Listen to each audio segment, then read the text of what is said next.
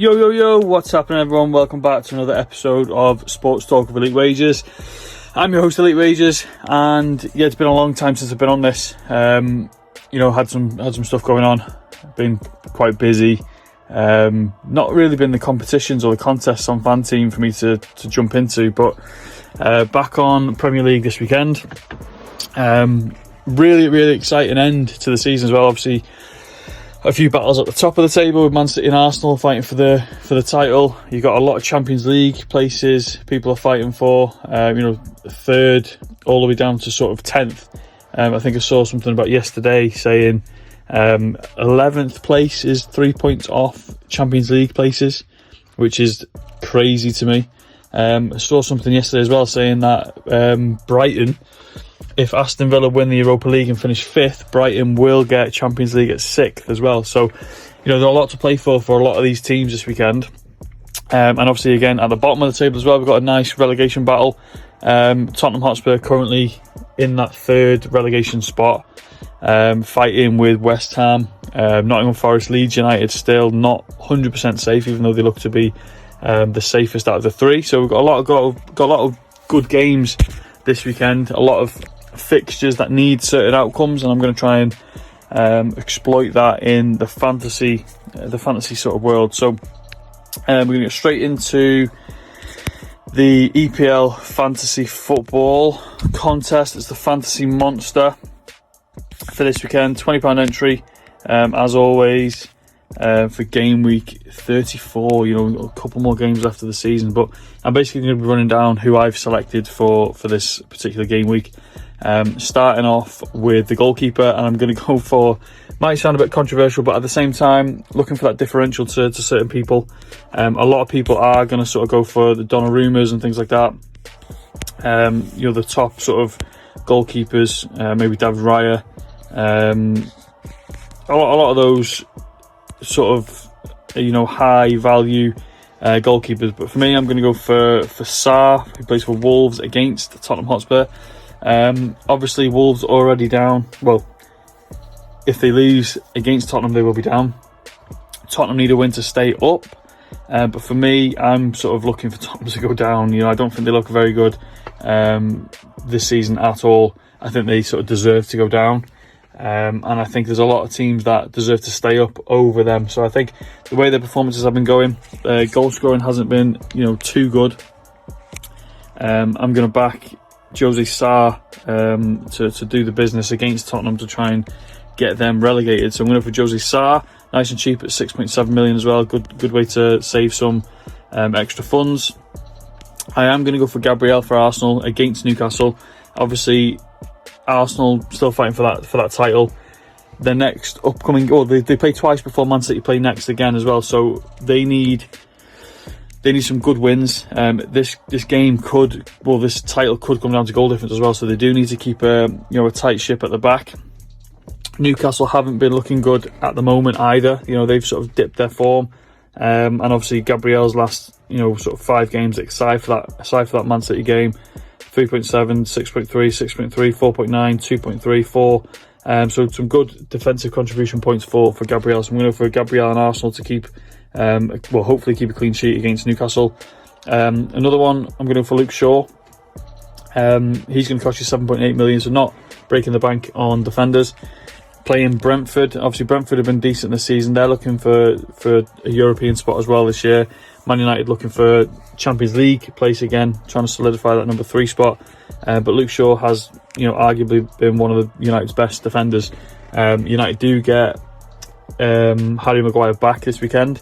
But a solid figure next to him in defence is going to be Luke Shaw. Played a blinder against Chelsea, getting 6.3 points. And again, obviously, I think they got a very tough game against Brentford. But the way Luke Shaw plays, he gets up and down the field. I think he can get some solid contribution points in this one. And then I'm going to go for a West Ham defender against Everton. Obviously, Everton aren't the one of the top scoring teams in the league this year, but they have been scoring some decent amount of goals. But I'm going to go for Mavropanos. He's in decent form in the goal scoring area. Obviously, playing centre back isn't ideal. It's not an ideal position to look for goals.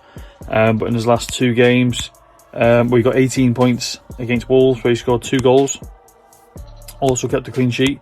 And then he scored against Man City as well, where they had a 1-1 draw. So, well, obviously, clean sheet against Crystal Palace as well, with 2 shots on target. So he's getting there. He's getting the head on the ball from corners and things like that. I think West Ham, again, in that relegation battle, I think West Ham have a really, really good amount of momentum heading into these kind of games. And I think that's what's going to keep them up over Tottenham as well. Playing Everton, obviously a little bit more tricky than Tottenham playing Wolves. But I think West Ham can get the job done. I think Mavropanos is going to play a huge part in trying to keep Everton quiet, hopefully get a clean sheet and maybe even get an attacking contribution as well. So Mavropanos, he's going to cost you 7.5 million, so nice and cheap across the board. I'm going to go for another West Ham player as well. I'm going to go for Jared Bowen, 9.7 million, but again, same as Mavropanos. Jared Bowen is their attacking threat. Against Wolves, got 2 assists. Against Man City, got the assist as well. Fulham got another assist. Liverpool got an assist. Bournemouth, clean sheet. Man United got an assist. So he's getting those goal contributions, and it looks more than likely that if West Ham are to score, it's going to be through Jared Bowen. So again, similar to Mavropanos, I think the momentum is going to keep them up, and Jared Bowen's going to play a huge part on the offensive side, as is Somerville. Somerville just come back from injury, so he hasn't really got too many decent stats, if you like. Did play against Wolves, did play against Crystal Palace as well, kept a clean sheet in both, but before his little injury, he scored against Fulham, clean sheet against Bournemouth as well, so he's getting those contributions as well. Another goal against Burnley. So again, similar to Joe Bowen, these two are exciting to play together. I think the pair of these two with Mavropanos is going to be an overlooked sort of trio, if you like, this week, and that's what I'm going to look for. I'm going to go for my next midfielder. Somerville's 9 million, by the way, as well. So my next midfielder, I'm going to go for Sabazwai for Liverpool. Liverpool, they sort of dropped off a little bit. They don't look like they did at the beginning of the season. Obviously started off fairly well, not good enough to be contenders in the for the title race, but now they find themselves fighting for a Champions League place, which I don't think they're actually going to get. I think they're going to be fighting for a Europa League spot instead. A few injuries up top, with Ekitike out. Isak still doesn't look 100%. Sabazwai has been sort of the only consistent player for them at the moment. But yeah, he looks to be sort of the only consistently good player for Liverpool during the season. I think at 13.3 million this week, it is a little bit of a gamble. He has been playing sort of right back. He's been playing holding midfielder, attacking midfielder. He's been playing literally everywhere for Liverpool, and he's one of the reasons why they are still in the position for European football next year. He possesses a wonderful free kick as well. He is on free kicks and corners, I believe. So the opportunity for attacking contributions in this one is a big one as well. Then it's Crystal Palace. Palace are obviously, their minds are going to be set on the Conference League, which is in the next couple of weeks. Their position in the Premier League isn't sort of, they've got nothing much really to lose. Very little to gain as well. They're obviously, like I said, they're focused on their current European campaign, hoping if they win that, they will get into the Europa League for next year. So Liverpool, I think, need this win a little bit more. Sabazwai is the main man for them. I think he's the one guy that's gonna, he's gonna be able to make something happen within this game. And then my final midfielder, he's going to be my captain this week. It's probably no surprise. It's going to be Bruno Fernandes for Manchester United against Brentford. 13.2 million as my captain. He's on pace to break the all-time Premier League assist record, and he's another 3 to break that record. He currently holds Man United's single-season assist record. 19 assists, 8 goals, which is obviously fantastic. In the last couple of games, assist against Chelsea, assist against Leeds, a goal and an assist against Bournemouth, an assist against Aston Villa, an assist against Newcastle, a goal and an assist against Crystal Palace. So that's his last 6 games, assist or a goal in each one. So a goal contribution, 1 or more in each one of those games.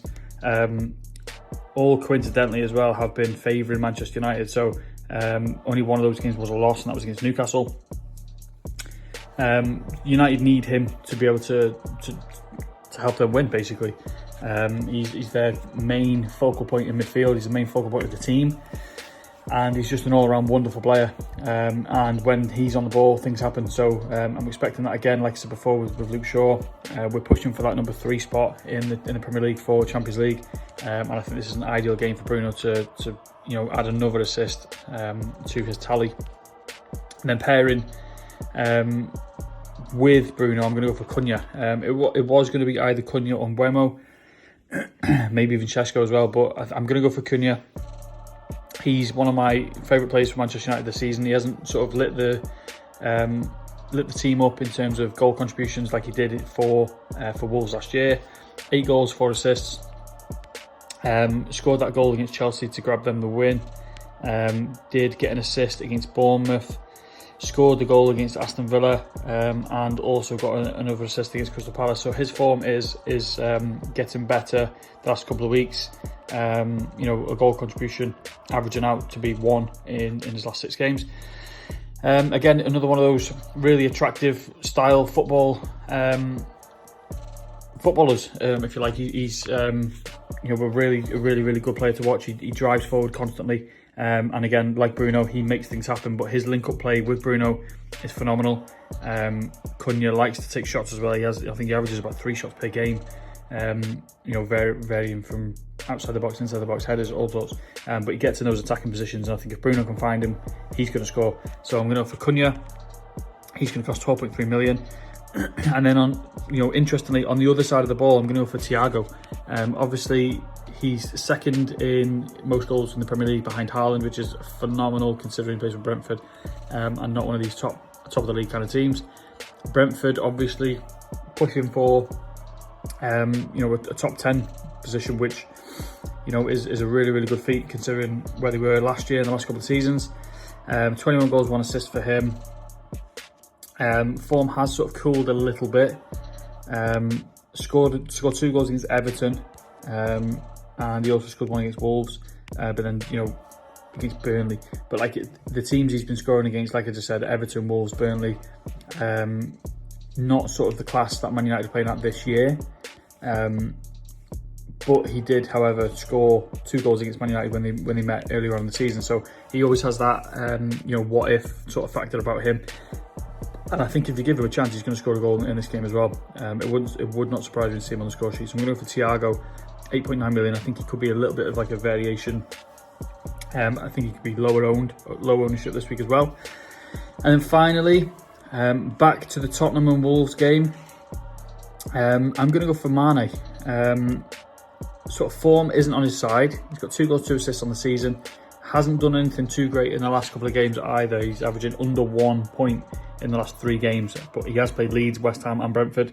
Again, this is one of those games that Wolves need to win, basically to send Spurs down and to keep their slim chances of staying up alive. And yeah, I think any sort of attacker for this Wolves team, I think can have a fairly nice day against Spurs. I'm not huge on Spurs anyway. So for me, I think Mane can run rings around Pedro Porro or Spence or whoever starts on the sides for Spurs. I'm going to go for Wolves to win that game as well. So that's going to be my team for this week. So I'm going to go for Jose Sarr in goal, Luke Shaw, Gabriel, Mavropanos, Bruno, Bowen, Szoboszlai, Somerville, Cunha, Thiago and Mane, with Bruno Fernandes as captain. So I appreciate everyone for listening. Hopefully I was able to open some eyes and pick some, or help you pick some players that some people might not go for. Try and get that little bit of a variation in your team. To you don't want to be picking all the same players as everyone else, kind of thing. So low ownership players are key in this one. So hopefully I was able to do that for you. Drop me a follow, a like, subscribe, share on all social media platforms, Spotify, YouTube, Twitter, which I'm currently active on MLB. I'm actually on an 8-game 8-day win streak in MLB, totaling over 10 units. So if you're interested in some baseball, head over to my Twitter as well. We're locking in every day on baseball, Premier League, obviously, weekends and things like that. But yeah, appreciate everyone for listening. And yeah, hopefully I'll be back again next week for week 35 of the Premier League. It's going to be a really, really interesting ending to the season. So I'm out. I'll catch you later.